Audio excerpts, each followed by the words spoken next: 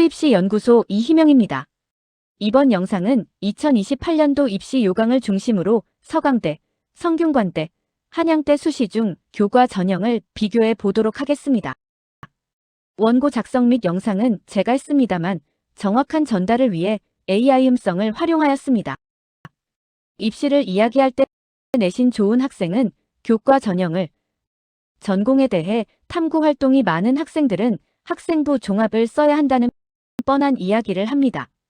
틀린 이야기는 아니지만 여러 대학의 교과 전형이나 학생부 종합 전형 중 본인에게 유리한 대학은 어디이고 남은 기간 중에 무엇을 해야 하는지를 아는 것이 중요합니다. 특히 2028년도의 교과 전형은 동점자가 많을 것으로 예상되므로 동점자 처리 기준에서 우선순위를 차지할 수 있도록 해야 합니다. 교육부에서 발표한 현재까지 모두 1등급인 학생은 대략 4,700명이라고 했는데요. 내신 비중이 큰 교과 전형의 선발 인원이 연세대, 고려대, 서강대, 성균관대, 한양대, 중앙대, 이화여대, 경희대 인원을 합하면 약 3,800명 정도 됩니다.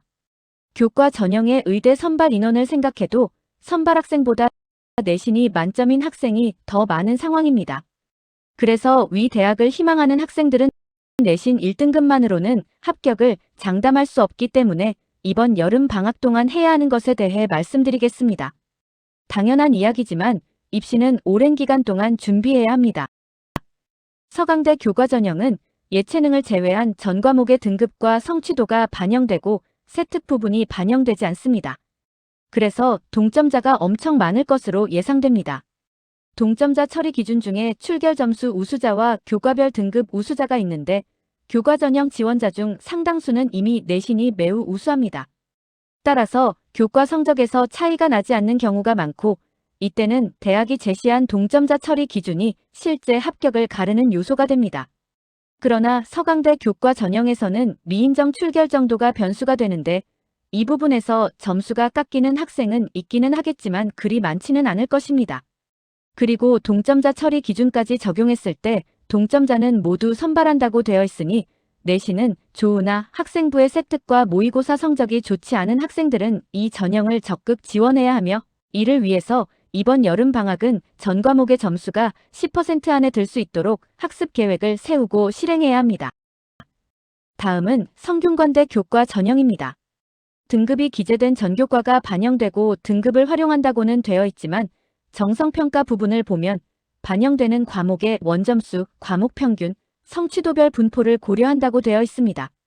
동일한 등급의 지원자가 많아질수록 원점수와 과목 평균 등의 정보가 변별력을 높이는 요소가 될 가능성이 큽니다. 그래서 이 전형을 고려하는 학생은 1등급보다는 100점에 가까운 점수를 받을 수 있도록 이번 여름방학에 2학기 내신 과목을 공부해야 합니다.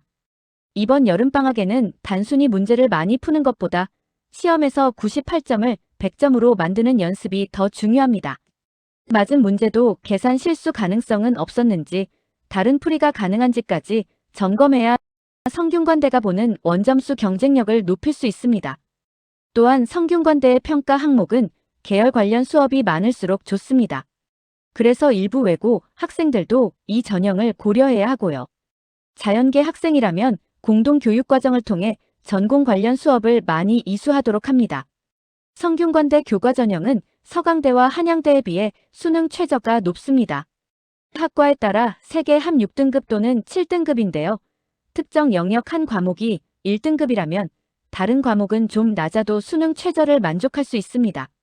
그래서 이 전형을 준비하는 학생은 이번 여름방학의 수능 난이도에 상관없이 1등급을 받을 수 있는 주력 과목을 만드는 학습 계획을 세우고 실행하기 바랍니다.